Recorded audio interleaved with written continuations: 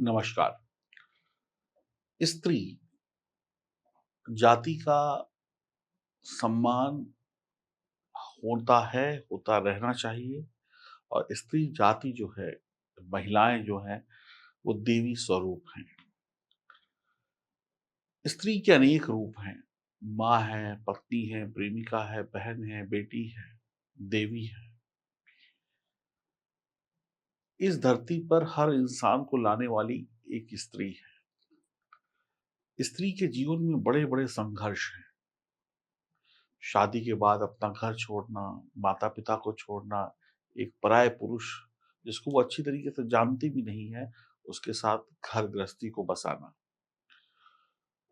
हर महीने मासिक धर्म की पीड़ा को सहन करना। 9 महीने गर्भ में एक बच्चे को पालना और उसके बाद उसको जन्म देना। ये बड़े-बड़े त्याग सिर्फ़ स्त्री ही कर सकती है। और इस दुनिया में स्त्री पर बहुत अत्याचार हुए हैं, ये बात भी सत्य है। स्त्री पूजनीय है। हर पुरुष की सफलता के पीछे कहा जाता है कि स्त्री का हाथ होता है।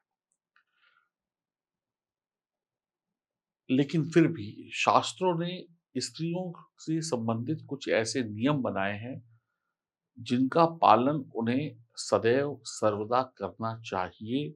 नहीं तो वो जिस भी घर में हो, शादी से पहले हो या शादी के बाद हो, उस घर में बरकत नहीं होती, माँ लक्ष्मी की कृपा नहीं होती।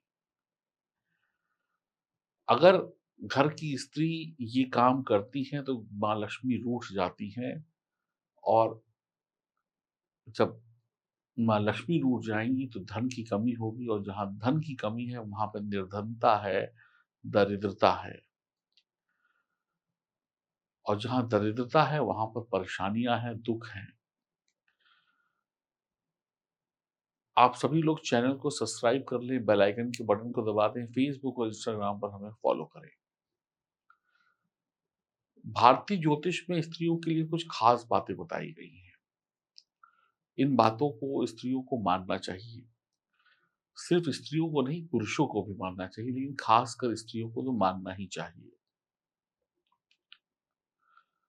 पहली आदत, जो हर स्त्री के को नहीं होनी चाहिए। सबसे पहली आदत ये है कि घर का जो झाड़ू होता है, जिससे घर की साफ-सफाई होती है, उसको पैर से इधर-उधर ना करें, उसमें पैर ना मारें या पैर से खड़ा कर देते हैं कई लोग ऐसे पकड़ के पैर से अंगूठे से पकड़ कर या साइड में पड़ा हुआ पैर से उसको मारा और नीचे चला गया दराज के नीचे या कहीं पर भी पलंग के नीचे। तो झाड़ू को जो भी स्त्री पैर मारती है, उस घर में दरिद्रता रहती है, पैसों की कमी रहती है, बीमारियाँ आती हैं, रोग आते हैं, गृह कलेश होते हैं, तनाव होता है। तो घर के झाड़ू को पैर ना लगाएँ। बल्कि सम्मान के साथ उसको उठाएँ, लगाएँ और सही जगह पर, गोपनीय जगह पे रख दें, जहाँ पर घर पे आने वालों की नज़र ना पड़े। नंबर 1। नंबर 2, खाना हर घर में पकता है। चूल्हे पर कहीं पकता है, कहीं गैस पे पकता है, कहीं अंगीठी पर पकता है। खाना पकाया, खाया और जूठी पतीला, कढ़ाई, प्रेशर कुकर जो जूठा है, वो गैस पर ही छोड़ दिया। ऐसा करने से धन का नाश होता है, माँ लक्ष्मी कभी आपके घर नहीं आएँगी और आती हुई लक्ष्मी भी वापस चली जाएगी। यानी गैस के चूल्हे पर जूठे बर्तनों का रखा होना माँ लक्ष्मी को आपके घर से दूर करता है। अक्सर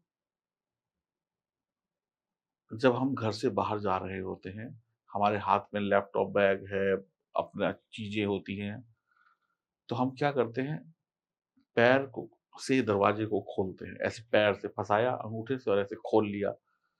या दरवाजे को पैर से उल्टा पैर मार के बंद कर दिया और अपने काम पे चले गए। ऐसा करने से भी धन का नाश होता है, घर में कलेश होता है, सफलता दूर हो जाती है। यानी दरवाजे को पैर से खोलना या बंद करना भी बहुत अशुभ है। ऐसा कोई स्त्री करती है तो उस घर में धन की हानि होती है। घर की दहलीज पर बैठकर भोजन करना या घर की दहलीज पर आधा एक पैर अंदर, एक पैर बाहर या ऐसे बीच में खड़े होकर लोगों से गप्पे मारना पड़ोसियों से धन हानि कराता है। या तो दहलीज के बाहर हों या दहलीज के अंदर हों या दहलीज पर बैठकर खाना खाना, चाय पीना, ये सब आपके घर में माँ लक्ष्मी को आने से रोकता है। बेहद अशुभ है ये। दहलीज द्वार है घर में सुख समृद्धि का, उसको गंदा नहीं करना चाहिए। खाना खा लेने के बाद रसोई में जूठे बर्तनों को छोड़ना, ये भी माँ लक्ष्मी को पसंद नहीं है। शाम को सूरज ढल जाने के बाद घर में झाड़ू लगाना और कूड़े को घर के बाहर फेंकना धन हानि कराता है। आती हुई लक्ष्मी भी आपसे रूठ जाएगी। देर तक सोना और दोपहर तक नहाना, कई स्त्रियां सुबह समय से उठ जाती हैं या देर से उठती हैं। पहले घर में झाड़ू, पोछा, बर्तन, नाश्ता करती हैं, फिर नहाती हैं। तो ऐसा करने से धन की हानि होती है। हर स्त्री को सुबह उठकर घर की साफ-सफाई करनी चाहिए, फिर स्नान करना चाहिए, फिर किचन वगैरह में काम करने चाहिए और घर के बाहर रंगोली बनानी चाहिए। देर तक सोना भी धन हानि कराता है। आपके घर में जो बड़े-बुजुर्ग हैं, अगर उनका सम्मान आपके घर की स्त्रियाँ नहीं करती हैं, तो भी आपके घर में दरिद्रता छाई रहेगी। बड़े-बुजुर्गों का सम्मान करना पड़ेगा। घर की जो स्त्री है, अगर वो किसी अन्य पुरुष से अवैध संबंध बना लेती है या दिन के समय वो अपने ही पति के साथ शारीरिक संबंध बनाती है, तो भी उस घर में धन हानि होती है, माँ लक्ष्मी नहीं आती है। जब भी स्त्री को प्रसव पीड़ा होती है, यानी मासिक धर्म के जो दिन होते हैं महीने में, उस समय में जो पुरुष अपनी पत्नी को आराम ना करने दे, उसकी पीड़ा को ना समझे, उसके घर में भी लक्ष्मी का वास नहीं होता है। जब उसको पीड़ा है स्त्री को और वो घर के काम कर रही है आराम की बजाय, तो भी माँ लक्ष्मी नाराज होती हैं। तो महीने में जो 2-4 दिन होते हैं वो वक़्त होता है आराम का, काम का नहीं। जो स्त्री अपने घर के दरवाजे पर जूतों को, चप्पलों को बिखरा कर रखती हैं, उस घर में भी धन हानि होती है। जो स्त्री, क्योंकि घर की जो मैनेजर होती हैं, घर की जो सुपरिटेंडेंट होती हैं, वो स्त्रियाँ ही होती हैं। जो स्त्री गाय को पहली रोटी खिलाती हैं, उनके घर में 33 करोड़ देवी-देवताओं का वास होता है। तो कुछ काम नहीं करने हैं और तो कुछ काम करने भी हैं, वो भी बता देता हूँ। जो स्त्री सुबह उठकर घर की साफ-सफाई करके भगवान का ध्यान करते हैं, सूर्य भगवान को नमस्कार करते हैं, घर में सुगंधित इत्र वगैरह छिड़कते हैं, गंगा जल छिड़कते हैं, वहाँ पर धन आगमन होता है। ये छोटी-छोटी बातें हैं जिनको करने से सुख समृद्धि आती है। घर में आए हुए व्यक्ति का यानी मेहमानों का जो सम्मान करता है, उनको चाय नाश्ता कराता है, जल पिलाता है, उसके घर में धन आता है। क्योंकि मेहमान जो है वही भगवान है। मेहमान और भगवान दोनों शब्दों को लिखिए, कितनी समानता है बोलने में भी, लिखने में भी। तो मेहमान में ही भगवान समाया हुआ है।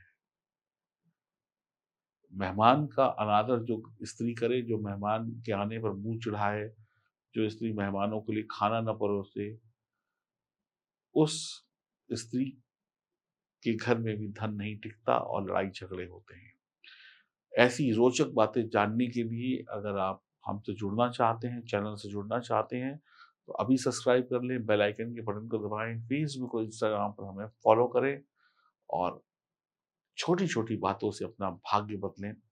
इस वीडियो में हमने बात करी महिलाओं की, अगली वीडियो में बात करेंगे पुरुषों की। कि पुरुषों को क्या काम नहीं करने चाहिए, उनके क्या दायित्व हैं, उनके क्या ज़िम्मेदारियाँ हैं जिनको वो नहीं निभाते हैं, तो उनकी वजह से भी अनेक हानियाँ होती हैं। क्योंकि भगवान की नज़र में स्त्री और पुरुष एक समान हैं, दोनों को अलग-अलग ज़िम्मेदारी दी गई हैं।